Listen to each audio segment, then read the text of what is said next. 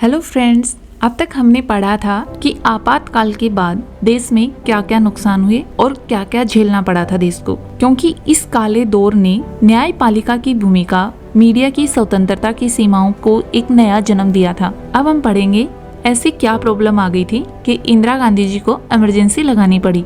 मार्च 1971 में देश में आम चुनाव हुए और इंदिरा गांधी जी ने अपनी पार्टी को जबरदस्त जीत दिलाई थी।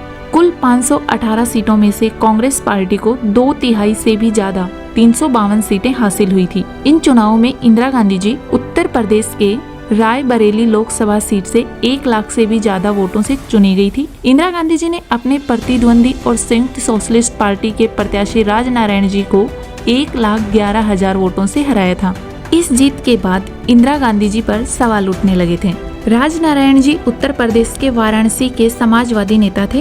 राजनारायण जी और इंदिरा गांधी जी के बीच आपसी मतभेद चल रहा था और इसी मतभेद के चलते ही राजनारायण जी कई बार इंदिरा गांधी जी के खिलाफ रायबरेली से चुनाव लड़े और हारते रहे। 1971 में भी राजनारायण जी को हार का सामना करना पड़ा था, लेकिन इंदिरा गांधी जी की जीत पर सवाल उठाते हुए राजनारायण जी ने 1971 में अदालत का दरवाजा खटखटाया और इंदिरा गांधी जी पर आरोप लगाया गया कि इंदिरा जी ने चुनाव जीतने के लिए गलत तरीकों का इस्तेमाल किया है। इस मामले की सुनवाई करते हुए उच्च न्यायालय के न्यायाधीश जगमोहन लाल सिन्हा जी ने 12 जून 1975 को चुनावी परिणाम को खारिज करके राजनारायण जी को विजेता घोषित कर दिया था। इसके साथ ही इंदिरा गांधी जी के लोकसभा सदस्यता को भी समाप्त कर दिया और 6 साल के लिए किसी भी संवैधानिक पद के लिए अयोग्य घोषित कर दिया था। लेकिन हाई कोर्ट के फैसले को इंदिरा गांधी जी सुप्रीम कोर्ट लेकर गई थी। 24 जून 1975 को जस्टिस वी.आर. कृष्णा अय्यर जी उनकी अयोग्यता को जारी रखा और कहा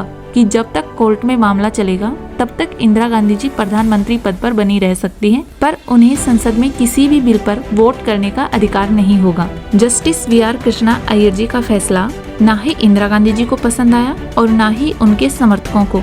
ये तो कुछ ऐसा ही था कि वो पद पर तो रहती, लेकिन उस पद की शक्तियों का इस्तेमाल नहीं कर सकती थी। कहानी की दूसरी तरफ देश में विरोध प्रदर्शन चल रहे थे।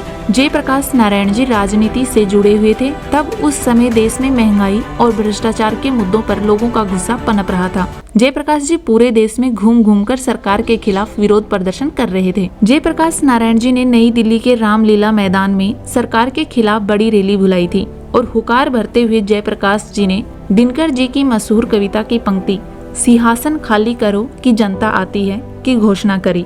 और दूसरी तरफ प्रधानमंत्री आवास में बैठी इंदिरा गांधी जी इन चुनौतियों से निपटने का रास्ता ढूंढ रही थी। इंदिरा गांधी जी के साथ इस बैठक में उनके बेटे संजय गांधी जी, कानून मंत्री हरिराय खोखले और पश्चिम बंगाल के प्रधानमंत्री सिद्धार्थ शंकर रे शामिल थे। इस बैठक के बाद इंदिरा गांधी जी ने ऐसा फैसला किया जिसकी भनक कैबिनेट को भी नहीं थी, और यह फैसला था भारत में इमरजेंसी लगाने का, जिसके लिए इंदिरा गांधी जी आधी रात को ही राष्ट्रपति भवन में पहुंची और राष्ट्रपति फखरुद्दीन अली अहमद जी ने प्रधानमंत्री इंदिरा गांधी जी की सलाह पर कार्य करते हुए संविधान के अनुच्छेद 352(1) के तहत आपातकाल की घोषणा करी और इमरजेंसी लगाने के अगली सुबह सभी विपक्षी नेताओं सहित 1 लाख से अधिक प्रदर्शनकारियों और सरकार के आलोचकों को आंतरिक सुरक्षा रखरखाव अधिनियम तथा भारत रक्षा नियमों के तहत गिरफ्तार कर लिया।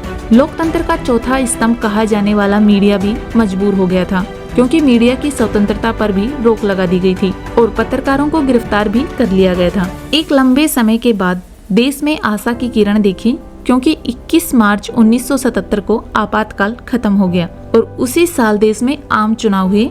भारतीय जनता ने कांग्रेस पार्टी को बाहर का रास्ता दिखाया और 23 मार्च 1977 को 81 वर्ष की आयु में मोरारजी देसाई को प्रधानमंत्री बनाया गया और आजादी के 30 साल बाद पहली बार गैर कांग्रेसी सरकार बनी थी। 1977 के आम चुनाव में इंदिरा गांधी जी को बुरी तरह हार का सामना करना पड़ा था। इंदिरा गांधी जी रायबरेली से भी चुनाव हार गई थी। चुनाव में कांग्रेस गठबंधन को सिर्फ 153 सीटें मिली थी और विपक्ष को 298 सीटें मिली थी।